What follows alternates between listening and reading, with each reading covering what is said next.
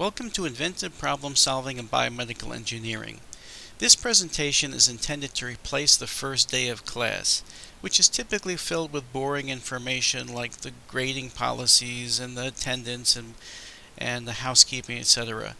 Because I value your time, and I'd like to make the class time the most rewarding possible, I've offloaded most of that logistical information into this online lecture, which you can review at your leisure. In particular, we're going to get acquainted. We're going to review the objectives of the course, some of the course procedures, go through some logistics and general housekeeping, and then spend some time getting warmed up to the idea of inventive problem solving. First, just a little bit about me. I was born in White Plains and grew up in Pleasantville, New York. And throughout high school, I was an automobile enthusiast. I did a lot of auto repair and body work, and I really enjoyed mechanical things. And that's really what drew me into a career of engineering. I was also interested in TV and radio repair, and I made a little bit of money on the side doing that as a hobby. So naturally, I was interested in going to college in an engineering school, and I wound up at RPI in upstate New York, where I took courses in mechanical and electrical engineering. During that time, I did some part-time work for Schlumberger, and over the summer worked for the Port Authority of New York and New Jersey, where I actually worked in the World Trade Center. I spent the summer working for a company called Micron Hazler, where I learned a good bit about electromechanical design. And that's where I feel that I really grew to hone my craft as a mechanical designer and eventually an inventor. In 1985, as I was completing college and looking for a job, it was the height of the Cold War, and President Reagan was putting a lot of money into the defense budget. It seemed that all of my friends were getting jobs at Grumman and Lockheed Martin and Phillips and General Dynamics and those types of places that were developing weapon systems. And I was too much of a pacifist to apply my knowledge and interest in engineering in that area. It so happens also at that time was the growth of what was called bionics at the time. There was a popular show known as the $6 Million Man. You may have heard of it. And that's what really piqued my interest in applying engineering tools to improving human health. So I went out to find grad schools in biomedical engineering. Only problem at the time is that there were very few biomedical engineering programs in the country. So through a circuitous story that I won't get into, I wound up at University of Pittsburgh, and I got my PhD in mechanical engineering, studying the biomechanics of the heart. It so happened that during that time I was in grad school, University of Pittsburgh began its first artificial heart program, and I kind of got swept along with the current. By the time I graduated and defended my dissertation, I was made the director of artificial heart research, where I was involved with a lot of different artificial heart companies and development. I also developed my own artificial heart known as the Streamliner, and then subsequently in 2003 developed with that same team of people artificial hearts for young children. From 1999 to the present, I was involved with a number of different companies, including a small company I founded in 1999 when I took leave of absence from the University of Pittsburgh. Then there was an artificial heart company from Salt Lake City, World Heart, LaunchPoint from Goleta, California, with whom I developed the Streamliner and subsequently the PediaFlow. In 2003, I was invited to Carnegie Mellon to join the faculty of biomedical engineering. My wife founded the company in 2006 to diagnose breast cancer, and then another bunch of small companies with colleagues and students until the present day. Had quite a few patents issued, many more pending, and I mention this simply because it corroborates or gives me some sense of authority to be speaking about inventive problem solving, how to write patents, and how to create something that is truly inventive. My current interests involve a blood purification system for malaria, a study of hemorrheology and thrombosis, also known as blood clotting, working with a student on a breast palpation system for home care and point of care, and then a large grant from NIH to study decision support for severe heart failure. Then one final project that we've been working on for several years is a type of underwater surgery known as aqueous immersion surgery. And it so happens that that particular experiment, as we speak today or this week, is going to be flown on a zero-gravity flight out of Houston with one of my other students and my colleague Jim Burgess. I'd like to go over some goals or objectives of this class, which I hope align with your goals. First and foremost is to acquire tools for becoming a successful inventor. We're going to focus on trees, a theory of inventive problem solving, and also explore some other techniques. Secondly, we'd like to help you develop skills to think on your feet and invent on demand. Third, to be a good inventor, you need to be aware of problems that are waiting to be solved. So we'd like to improve your awareness of prevailing challenges in the biomedical and medicine fields that remain to be tackled. Fourth is to exercise teamwork skills for problem solving and creativity.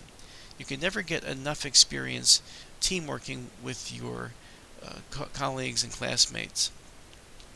Number 5 is to push yourself out of your comfort zone, because invention involves taking a gamble and going outside the box and perhaps being criticized by your colleagues and by society. But unless you develop that confidence, you're unlikely to become a leading innovator in your field. And then finally, you can't invent if you're not having fun. They say necessity is the mother of invention and fun is the father. So I hope we achieve those goals in our class this semester. A word about the grades in this class. We don't have any kind of curve and we don't have any kind of quota. We would like everyone to get an A in the class, but it's not guaranteed. However, if you make the effort, you show up, you're likely to get an A in the class. So how do you get an A in class? Well, first of all, you need to show up. In-class participation is very important. We'll be doing all kinds of workshops and there'll be documentation of your work in class. Then at home there will be reading assignments that will have associated quizzes and short homework assignments. There will be one midterm exam that's closed book, closed notes, that is worth 25%. It's the one and only exam in this class.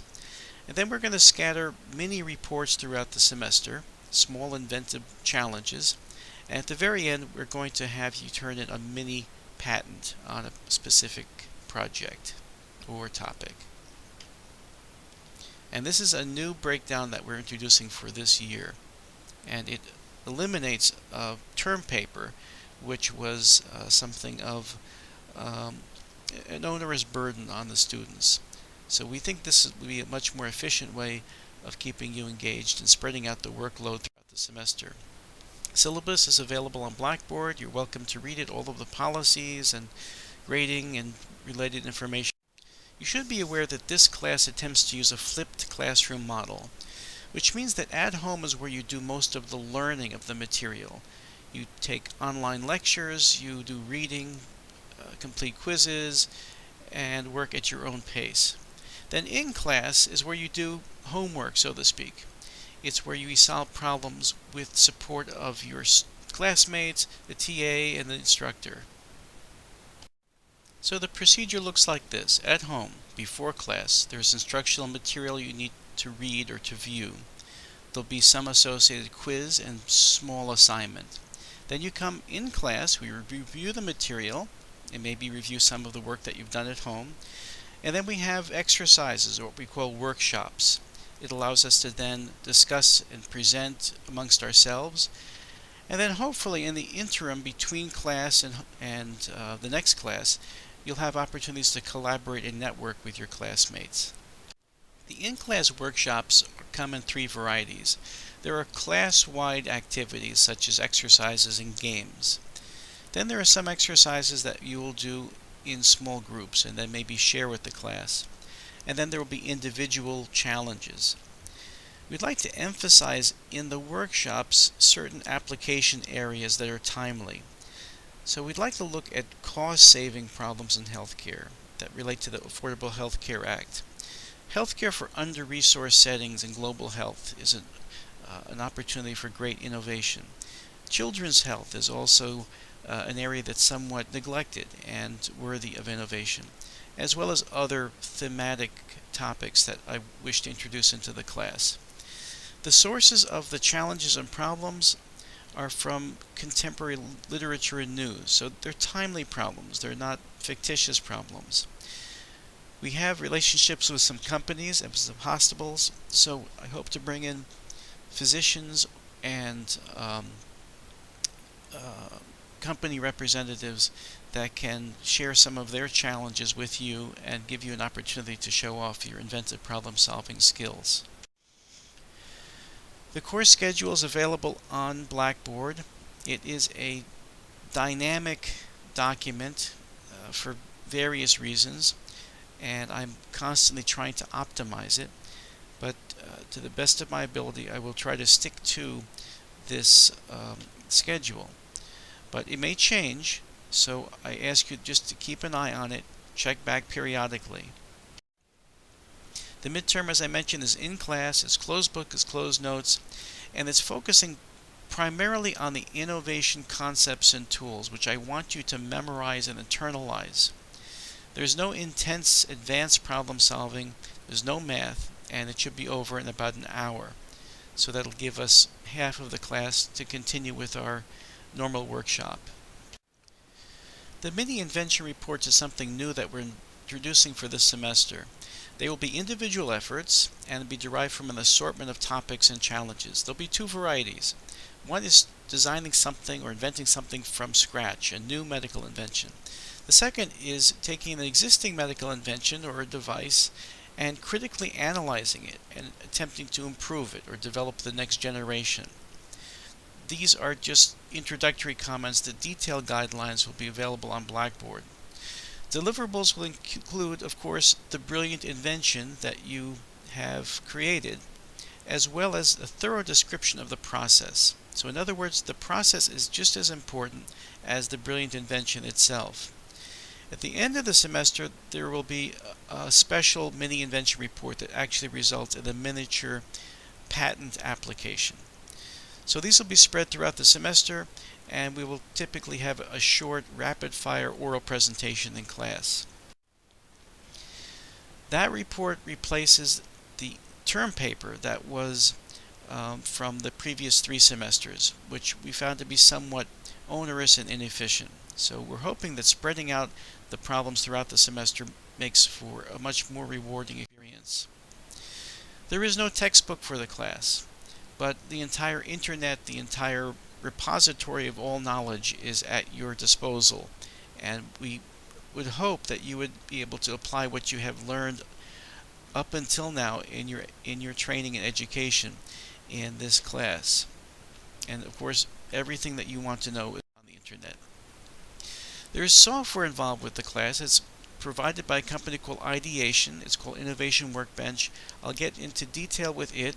It's a relatively expensive program which is made available to us at a great discount by the president of that company, and it's paid for out of a grant to our course from CIT, so there is no out-of-pocket expense for you. As I said, it's an expensive program. You can see the Innovation Workbench is $4,000 for a perpetual license.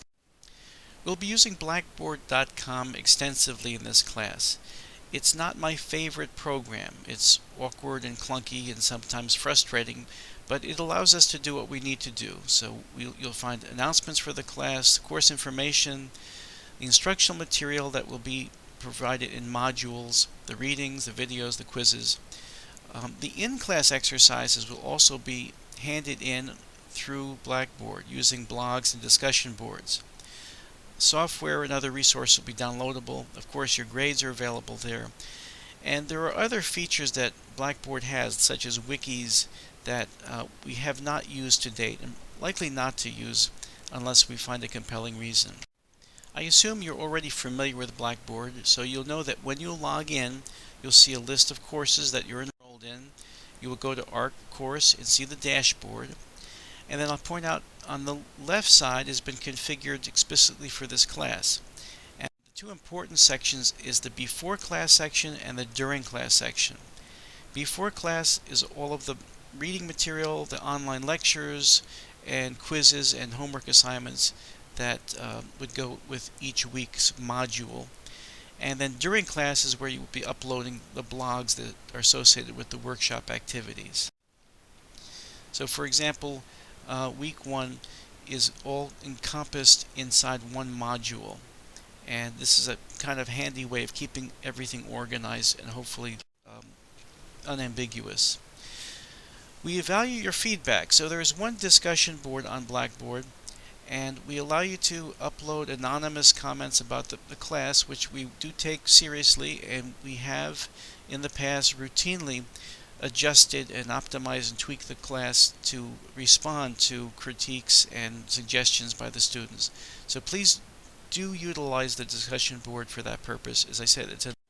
As I said, Blackboard is not my favorite program, and for that reason I've been migrating the class to a new platform that's HTML5 based, it's modern, and it's actually based on the spin-off company from Carnegie Mellon. It's known as Akatar. And I was hoping to have it completed by the beginning of the semester. It doesn't look like that's going to happen. So we might transition in the middle of the semester, and if so, I hope it doesn't disrupt the workflow too badly. But I think it'll be a major improvement, and I really look forward to that migration. The environment looks a little bit like Blackboard, and it is highly intuitive, but it's also much more easy to navigate and much more functional. So as I said, I'm looking forward to it. Hopefully by the end of the semester we'll be able to migrate. Of course, the internet is full of tools. I happen to have some favorites. In particular, I want to point out MindMeister, which we'll introduce in one of the classes on mind mapping, and Lucidchart for education, as well as a couple of others. But those are our apps that I think you will use throughout your career that you'll find very useful. I mentioned earlier that we want to introduce themes to the course, and for that reason I've made some alliances with organizations such as Maternova, which caters to underserved women's health, as well as Brothers Foundation, which is also a medical delivery service for global health. In addition to Maternova, there's Children's Institute, which we have worked with in the past, Brothers Foundation. I work closely with Allegheny Health Network, so we can extract some interesting problems from the providers at that institution. Then there are local companies such as A-Lung that might be brought into the class as we see fit. Okay, you probably know that this course involves a unique feature of improvisational acting. It's something I introduced in 2013, and it was such a success we have further developed it throughout the preceding 2 semesters or offerings of the class. So that's going to push you out of your comfort zone. It's going to be something completely different that you're not familiar to seeing in an engineering classroom, but it's going to be great and you're going to enjoy it, and I think you will use those skills throughout your career. So I'm very much looking forward to that incorporation. How to reach Professor Antaki. You're welcome to send me email, but I must warn you in advance it's not the most reliable way. I get far too many emails, and although I try my best to filter and prioritize, an important email always slips away. So if you try to send email and you don't receive a response within, let's say, 24 hours, please send it again. Otherwise, for best results, and especially for time-sensitive issues, please don't hesitate to send me a text message or to call me on my cell phone. I am very pleased to hear from you, and it is not an imposition whatsoever. I can also grant you access to my Google Calendar if you'd like to know when I'll be in the office. For personal meetings, you can arrange to meet me ahead of class or catch me afterwards. Otherwise, you can schedule a meeting in my office in Scott Hall. And this year, I'm going to attempt to block off an hour on Friday for official office hours. UTA Satherjee is likewise available electronically. He's much more responsive, so he's another way to reach me more reliably. And he's available before or after class or by appointment. Here are some things that is reasonable to expect of the instructor and TA. First of all, a syllabus that describes the class procedures, policies, and the course description. In other words, give you some idea of our plans and intentions ahead of time. Class sessions that start on time and end on time. Advance notice of any changes to the course schedule. Access to the instructor and TA outside of class. Feedback on all assignments, which we try to return within 2 weeks, preferably 1 week. Response to phone calls or emails within 24 hours during weekdays and 48 hours on weekends. And to be treated respectfully, courteously like professionals. And then finally, most importantly, a learning experience that is rewarding, enjoyable, elucidating, and contributes to your valued career goals. All of these are listed also in the syllabus in case you need to refer to them again in the near future. Okay, here are some of the things that I should be able to expect from you. First and foremost, you need to be prepared for class. Because this is a flipped classroom, you're going to be working continuously when you come to class, and if you're not prepared, you just won't know what to do, and you're going to be embarrassed. Which means that you need to complete the reading assignments, the viewing assignments, and the exercises ahead of time. Secondly, please inform the instructor if there are any extenuating circumstances that prevent you from attending class. I understand that everyone has conflicting commitments, whether it be a job interview or another class or a family matter. Rarely, if ever, will I ever deny a request to be excused, as long as you offer me the courtesy of advance notice. Next, I expect you to be in class on time for obvious reasons, not to disrupt the flow of the class, especially because we usually start the class with some kind of exercise right off the bat. Next, I need you to make your best effort to engage in class discussion and participation. Again, because the class is a flipped classroom, a lot of the work takes place in real time, and you'll only get out of it what you put into it. Number 5 and 6 and 7, I'm going to let you read on your own. But I'd like to emphasize number 8. In general, I'd like to be able to treat you as a professional, which means that you need to conduct yourself like a professional. Number 9. I am very receptive to constructive criticism. And in fact, I depend on it, and I beg you to please provide feedback so that we can improve the course in real time, rather than bottling up all your frustrations and spilling them at the end of the semester when it's too late to make any kind of adjustments. And last but not least, it is critical that you have fun. Without fun, you cannot be a creative, inventive problem solver. So if you find yourself not having fun, that's a sign that we're doing something wrong, in which case I refer you back to number 9. Just a couple of words on class decorum. The objective is to maintain an environment that is safe and conducive for learning. With respect to punctuality, we obviously want you to arrive on time. We're going to begin most of the classes with an exercise, so if you're going to be a little bit late, try to slip in quietly and join the exercise. And if you need to leave a little bit early, then try to slip away quietly. Computers are actually necessary for many aspects of this class, so do bring your computer, but do not use your computer unless you are instructed to do so. Naturally, we don't want you to be surfing the internet, emailing, messaging, updating your Facebook page. We'll provide you a break when you can catch up on email. And if you find yourself with time on your hands to be shopping or browsing, then something is really seriously wrong. With respect to food, we understand the class is scheduled during dinner time, so you're naturally going to be hungry and you need to remain hydrated. So beverages are perfectly fine, and snacks are also fine as long as they're not too crunchy or noisy and not too smelly. If you want to cater a lunch or prepare some kind of gourmet meal, please save that also for the break. And again, it's just to not be disruptive to your fellow classmates. And sleeping is not permitted in class. In fact, it's impossible. So I need not say any more on that topic. Allow me to share just a little bit more about myself that I think may help you better understand some of the underlying intentions behind some of the things I might do or say in class. So first of all, I recognize I have certain strengths that I bring to the class that may help you become a better inventive problem solver. And one being just the fact I've invented a lot of things, and I have a wide range of technical abilities, having a lot of experiences working on multiple projects with many different kinds of people.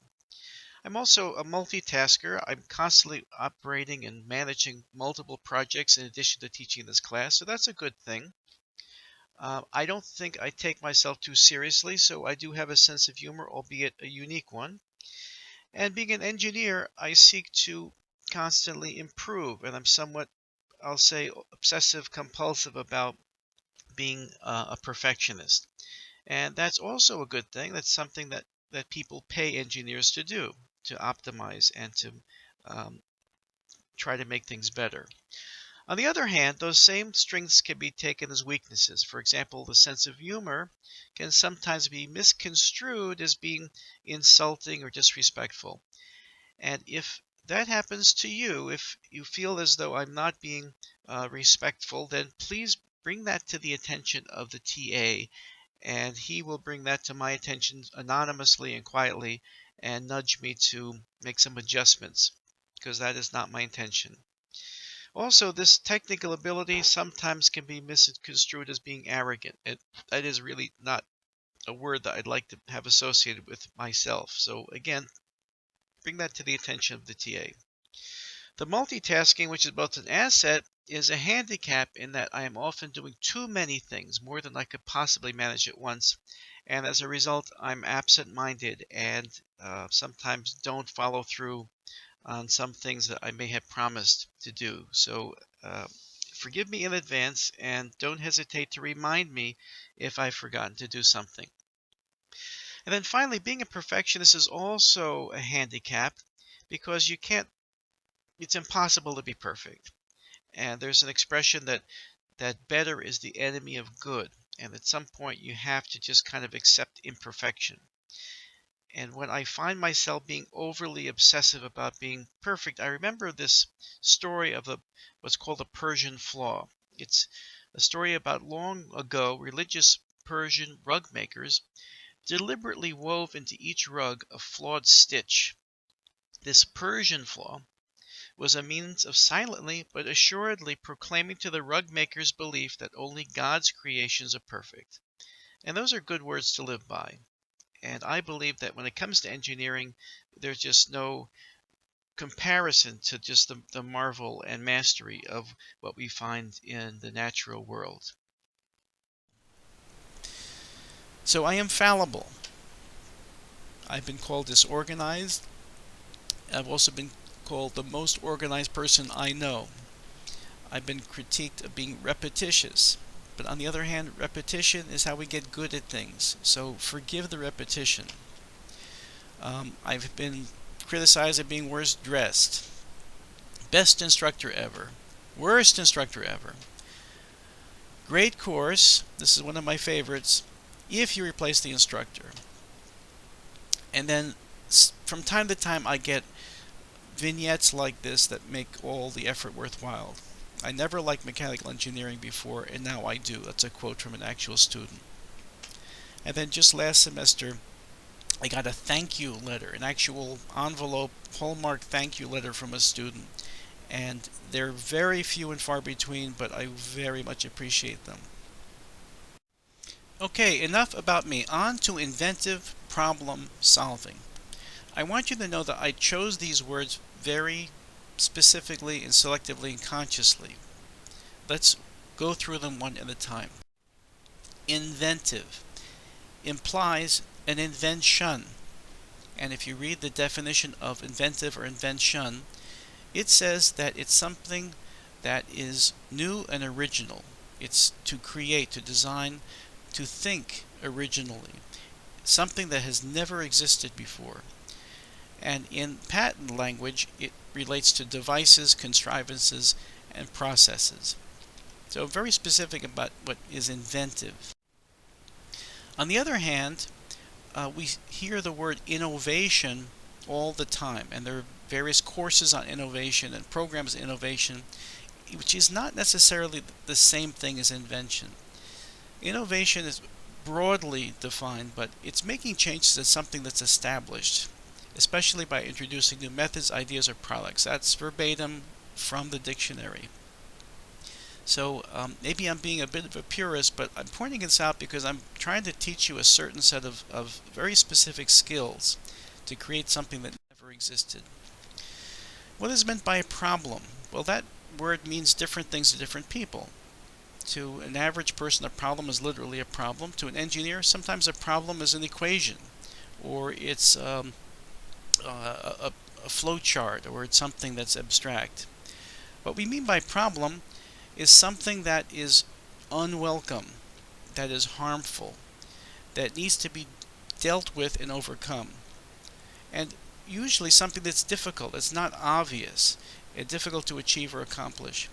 And I point that out because we need to be sensitive to the existence of problems, because every problem is an opportunity, and we need to recognize when a problem appears, something that is harmful or inefficient or has negative consequences. So, an example, if you're not part of the solution, you know the expression, you're part of the problem. In the United States, we have a huge problem with costs. 50% of Medicare spending is spent on 5% who die within 2 months. That's about $600 billion a year. The top 1% of those patients accounts for $90,000 per capita versus the bottom 50%, which is about $236. So there's a huge disparity and a runaway cost that is a big problem that requires an inventive solution. Waste is another unsustainable problem, and we need to address it. The federal deficit, if you haven't seen it lately, it's outrageous, and it's not going to get better quickly or soon, but it's incumbent upon us as innovators to help solve that problem. So it's another reason I want to emphasize cost savings as part of the theme. Another theme of the class, which is something that's actually growing in consciousness throughout engineering and healthcare, is underserved communities and global health. And it's rather obvious why these communities require attention. It's not so obvious why they need inventive solutions. Sometimes when you think of inventions, you think of expensive, complicated devices and therapies. And I think of invention as simplicity and elegance.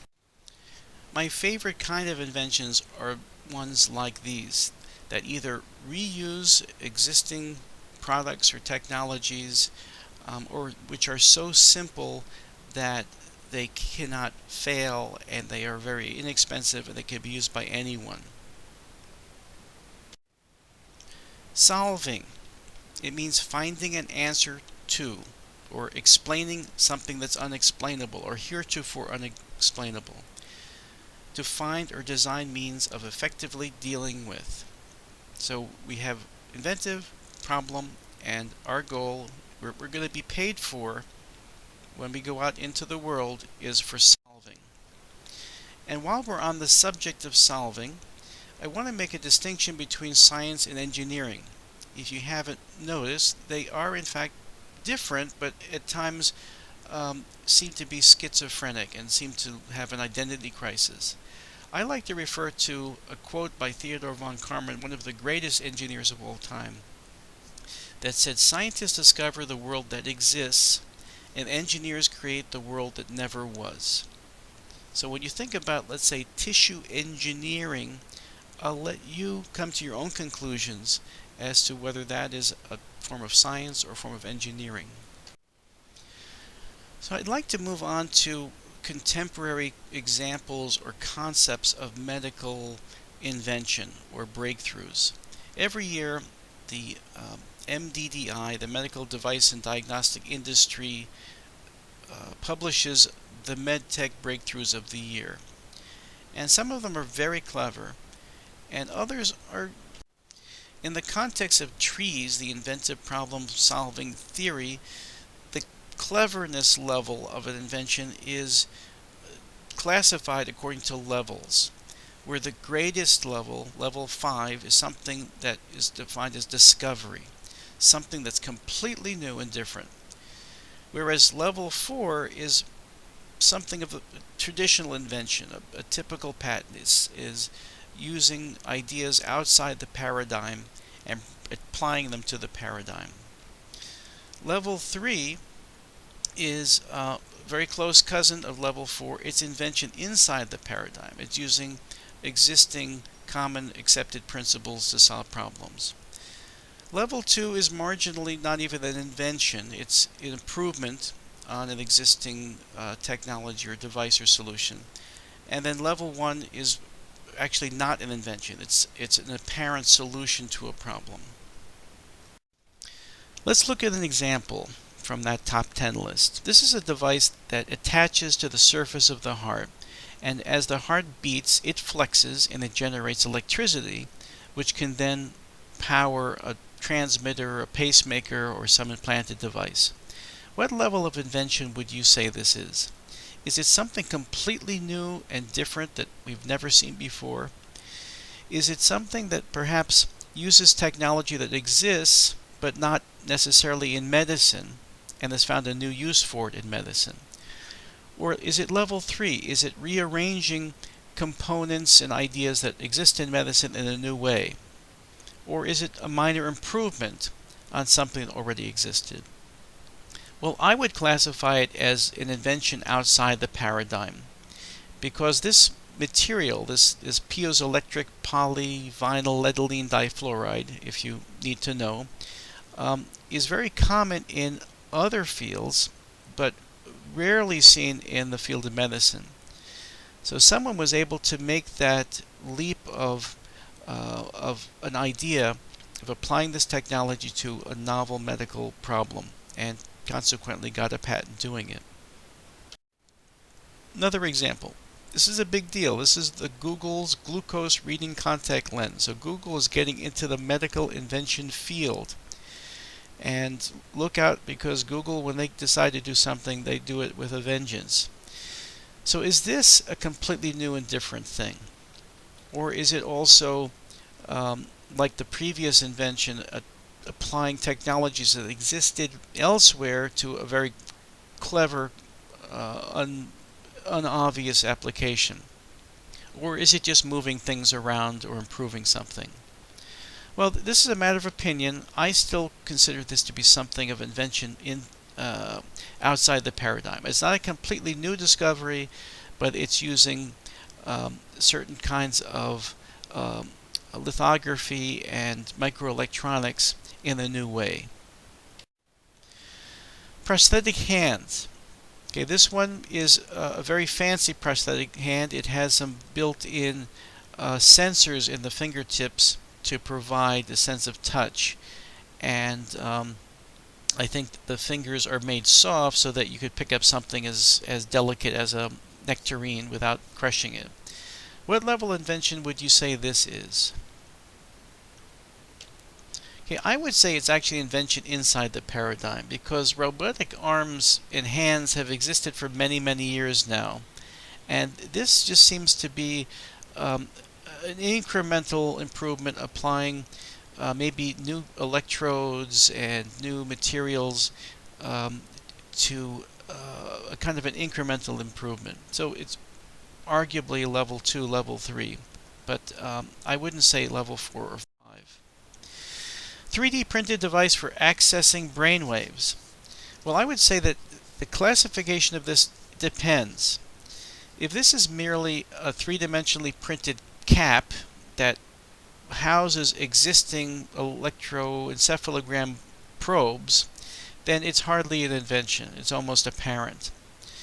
If, on the other hand, it's somehow reading your brain waves through heat or through electromagnetic radiation or through sound, well, that is a completely new idea, and that would be level 5. Nanotubes. This is a new material. It's not entirely new, but when it was invented, it really was something that was completely different. It was what we call an enabling technology. This took a huge amount of thought and trial and error and science and discovery to come into existence. So this is what we like to classify in that highest level of invention. We'll do some more examples in class, of course. I'd like to close with a thought about the future trends in healthcare and why we even need more invention or innovation. So for one thing, in our country we have what we call a healthcare system, but it's actually a disease care system. We spend so much money curing diseases and so little money trying to prevent them and provide health. And I see a general trend towards preventative medicine that will save us a lot of money. Secondly, because of reimbursement, the length of stay in the hospital is becoming a major cause of financial burden. So that is shifting the center of mass of healthcare to the home. And that shift is going to require home-type monitoring, decision support, and point-of-care diagnostics, as well as other technologies to make that feasible and effective. The physician-patient collaboration has changed dramatically over the years. When I was a student, patients rarely were even able to see their medical charts. And now, patients and physicians are beginning to collaborate and share information and become more engaged in the decision making in their care.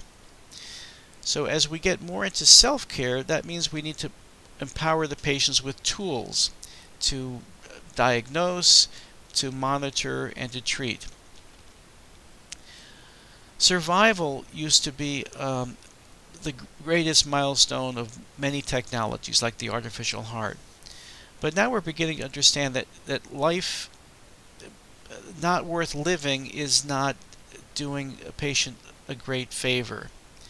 So we are much more concentrating now on the quality of life, of improving what remains of the life as opposed to extracting it or prolonging it indefinitely. And then I dare say that we give too little attention to the demise at the end of life considerations. I call it quality of death. The professional term is palliative care. And it's something that's rarely talked about between physicians and patients, but it is inevitable. We will all die one day.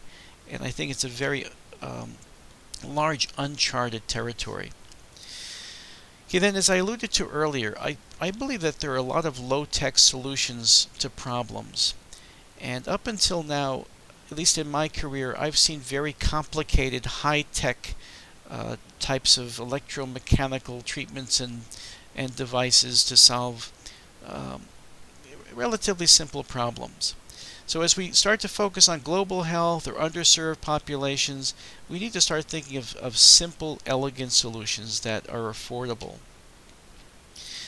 Okay, another trend is that people used to work very much in a silo or in a parochial type of environment, protected from their competitors. And now there seems to be a trend, at least in the business community, of sharing and pooling intellectual property.